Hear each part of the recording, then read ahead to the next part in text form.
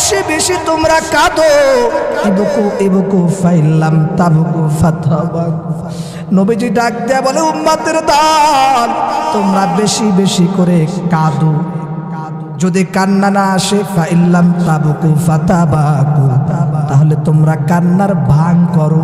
কান্নার ভাঙ যদি করতে পারো রে গোলাম, তাহলে অটোমেটিক কিন্তু একদিন চোখে পানি আসবে। আল্লাহর নবী আর এক হাদিসের মধ্যে বলেন, মান বাকা মিন খাশিয়াতিল্লাহ। এ দুনিয়ার মানুষ, এ উম্মতের দল, তোমরা যদি জাহান্নামকে ভয় করি এক ফোঁটা যদি চোখের পানি ছাড়তে পারো, জাহান্নামের আগুন তোমার উপর হারাম হয়ে যাবে। দয়ার নবী, মায়ার নবী, যেই নবীর কোনো গুনাহ নাই, যেই নবীর কোনো গুনাহ নাই রে যুবক, মাসুম নবী। অতীতে যত নবী আসল রে যুবক, একটা নবীর কিন্তু কোনো গুনাহ নাই, সব নবীরা কিন্তু মাসুম। ঠিক কিনা বলেন?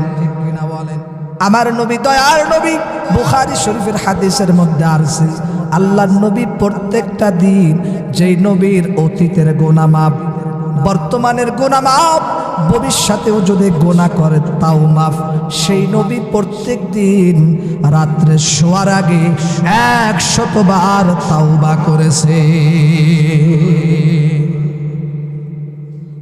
হযরত আয়েশা সিদ্দিকা রাদিয়াল্লাহু তাআলা আনহা একদিন ডাক দেয়া বলেন, নবীজি হঠাৎ করে একদিন রাত্রিবেলায় কেমন যেন ভঙ্গিময় কান্না করতেছেন। আয়েশা ডাক দেয়া বলেন, পয়গম্বর আপনি কেন এত কাঁদেন? কি জন্য তো আপনি কান্নাকাটি করেন?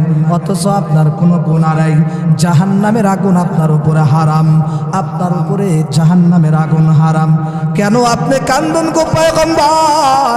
এবার আয়েশা সিদ্দিকা রাদিয়াল্লাহু তাআলা আনহাকে আল্লাহর নবী ডাক দিয়ে বলতেছেন, এ দুনিয়ার মানুষ, খুব গভীর মনোযোগ দিয়ে খেয়াল করে শোনেন। আয়েশা সিদ্দিকা রাদিয়াল্লাহু তাআলা আনহাকে ডাক দিয়ে বলতেছে, ও আমার প্রাণের স্ত্রী শোনো, হঠাৎ করে হাসরের দিনের কথা আমার মনে পড়ে গেল আয়েশা। যেই দিন কেউ কাউকে চিনবে না, হঠাৎ করে হাসরের দিনের কথা স্মরণ করে আমি পয়গম্বর কান্দি। সমস্ত মানুষেরা নাফসি নাফসি করবে, সমস্ত নবীরা পর্যন্ত নাফসি নাফসি করবে রে যুবক, সমস্ত নবীরা পর্যন্ত নাফসি নাফসি করবে। আর নবীরা যদি নাফসি নাফসি করে, আমাদের তো কথাই নাই। ঠিক কিনা বলে? নবী আমার ভঙ্গিময় কান্নাকাটি করতেছে। আয়েশা ডাক দেয়া বলে, নবী গো কেন আপনি কান্দেন? এবার নবীজি ডাক দেয়া বলে, এ আয়েশা, হাসরের দিনের কথা আমার স্মরণ হয়ে গেছে, এই জন্য আমি কান্দাছি। যেদিন খুসুহু ফাগুল্লু, যেদিন কেউ কাউকে চিনবে না, ওয়া সাহিবাতিহি ওয়া আখি ওয়া ফাসিলাতিহি আল্লাতী তুবি, যেদিন কেউ কাউকে চিনবে না, ভাই ভাইকে চিনবে না, বোন বোনকে চিনবে না, স্বামী স্ত্রীর কোনো পরিচয় থাকবে না। এ আল্লাহর গোলাম,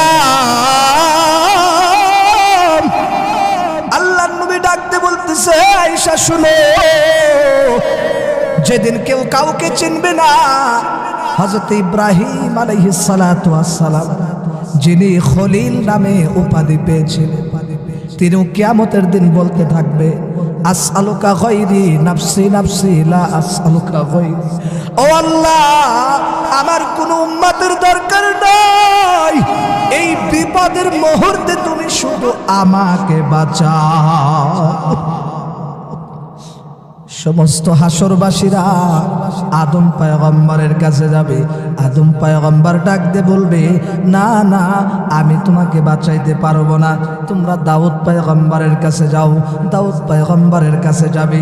সমস্ত হাসরবাসীরা দাউদ পয়গম্বরের কাছে যাওয়ার পরে বলবে, আপনি আমাদেরকে একটু সুপারিশ করেন।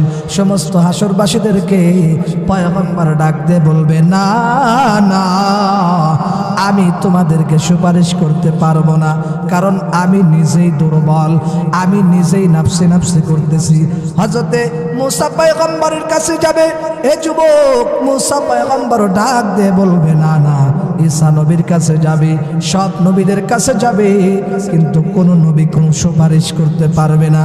এবার মুসা পয়গম্বর ডাক দিয়ে বলবে, হাসরবাসী শুনো, আমি তোমাদেরকে সুপারিশ করতে পারবো না রে হাসরবাসী শুনো, তবে একটা পরামর্শ তোমাদেরকে দিতে পারি।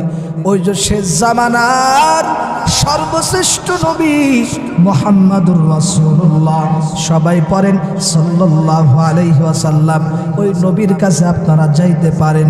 ওই নবী হয়তো আপনাদেরকে সুপারিশ করে আল্লাহর জান্নাতে নিতে পারে। এ ভাই, সাথে সাথে সব হাসরবাসীরা আবার পয়গম্বরের কাছে যাবে। ইতিম নবী, মায়ার নবী, উম্মতের কান্ডারি, সারা জীবন যিনি উম্মতের জন্য কাঁদলেন। কিতাবের ভিতরে পড়ে, নিজের জন্য নবী যে কাঁদেন নাই, সারা জীবন উম্মতি উম্মতি করে কাঁদছে। উম্মতি উম্মতি বলে কাঁদলেন নবী জীবন ভরে।